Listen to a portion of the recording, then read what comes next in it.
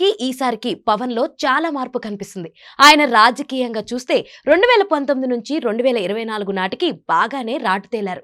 తాను power star అని ఓటేసి జనాలు గెలిపిస్తారన్న అతి విశ్వాసాన్ని పవన్ ఇప్పుడు పక్కన పెట్టేశారు. అలాగే తనకు బలమైన సామాజిక వర్గం ఉందని ఆయన ఇప్పుడు అనుకోవడం లేదు. అడుగు తీసి అడుగు వేస్తున్న ప్రతి చోట తగిన జాగ్రత్తలు తీసుకుంటున్నారు. పవన్ పిఠాపురంలో మొదట టూర్లోనే వ్యూహాత్మకంగా వ్యవహరించారు. పిఠాపురం మాజీ ఎమ్మెల్యే టీడీపీ నేత వర్మ ఇంటికి ఆయన వెళ్లడమే ఇక్కడ ఆలోచించాల్సిన విషయం. వర్మ టీడీపీలో అగ్రనేత ఏమీ కాదు. ఆయన పిఠాపురానికి సంబంధించిన నాయకుడు. కానీ ఆయన పిఠాపురం జనంలో ఉన్నారు.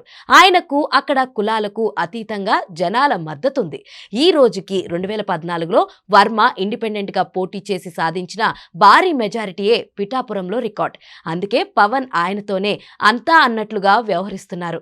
పవన్ వస్తూనే వర్మ ఇంటికే వెళ్లడం కూడా ఒక ప్రణాళిక ప్రకారమే అంటున్నారు. అంతేకాదు ఆయన వర్మ తల్లి అలివేలు మంగ పద్మావతి ఆశీస్సులను తీసుకున్నారు. వారి కుటుంబ సభ్యులతో మాట్లాడారు. దానితో పాటుగా వర్మతో గంటకు పైగా పవన్ పిఠాపురంలో ఏమి చేయాలి, ఎలా చేయాలి అన్న దాని మీద కూడా చర్చించినట్లుగా తెలుస్తుంది. పిఠాపురం రాజకీయాల్లో కింగ్ మేకర్ గా వర్మ ఉన్నారు. ఆయన తలుచుకుంటేనే ఎవరైనా గెలిచేది. ఆయన సొంత సామాజిక వర్గం తక్కువగానే ఉంది. కానీ ఆయనకు జనంలో మంచి పేరుంది. అందుకే పవన్ వర్మ ఇంటికి కోరి వచ్చారు. తన అభిజత్యాలను ఆయన విడిచిపెట్టి మరీ ఒక నియోజకవర్గం స్థాయి నేతకు ఎక్కువ మర్యాద ఇచ్చారు. ఇది చాలు పవన్ కి పిఠాపురంలో గెలుపుదారులు బలంగా ఏర్పడడానికి కారణమవుతాయని చెప్పడానికి. నిజానికి చూస్తే వర్మ కూడా పవన్ పిఠాపురం రాకుండానే తానే గెలుస్తానని చెప్పారు.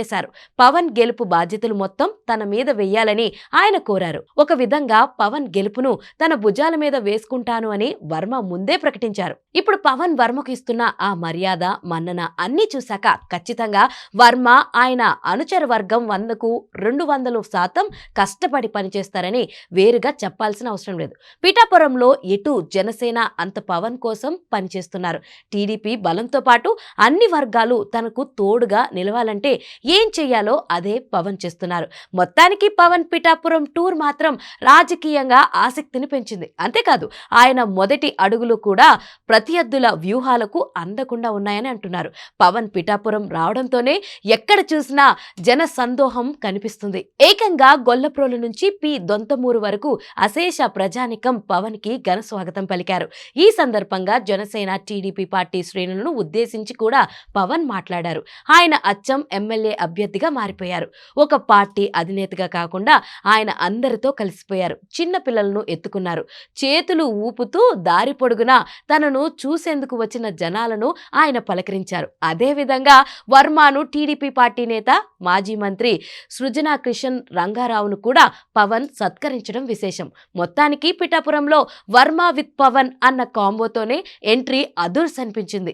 ఈ సూపర్ హిట్ కాంబోతో ఎన్నికల్లో ఓట్లను మొత్తంగా కొల్లగొట్టేస్తామని జనసేన టీడీపీ ధీమా వ్యక్తం చేస్తున్నారు.